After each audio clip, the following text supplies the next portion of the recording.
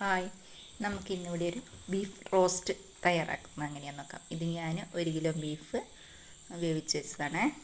പിന്നെ ചട്ടി ചൂടാകുമ്പോൾ എണ്ണ ഒഴിച്ച് അതിനകത്ത് സവോള ഇട്ട് സവോള നന്നായി ഒന്ന് വഴറ്റിയെടുക്കാം.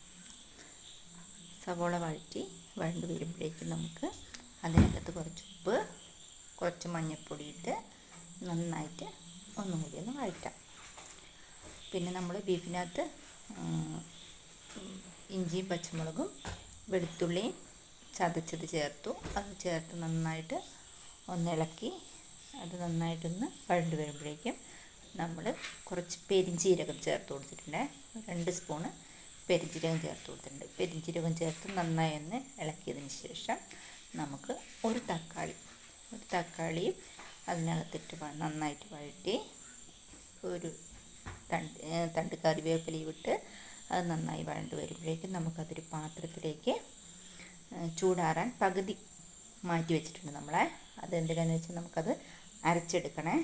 എന്നിട്ട് ആ മസാലയെല്ലാം ചട്ടിയുടെ ഒരു സൈഡിലേക്ക് മാറ്റി അതിന് ശേഷം കുറച്ച് എണ്ണ ഒഴിച്ച് അതിനകത്ത് എരിവിന് എത്രയാണോ എരിവ് നിങ്ങൾക്ക് ആവശ്യം അതിനനുസരിച്ച് എരിവ് മുളക് പൊടിയിട്ട് മല്ലിപ്പൊടിയിട്ട് ആ മസാല നന്നായി ഒന്ന് ചൂടാവുന്നത് വരെ പച്ചമണം മാറുന്നത് വരെ നന്നായി ഒന്ന് ഇളക്കിയതിന് ശേഷം നമുക്ക് മീറ്റ് മസാല ചേർത്ത് കൊടുക്കാം.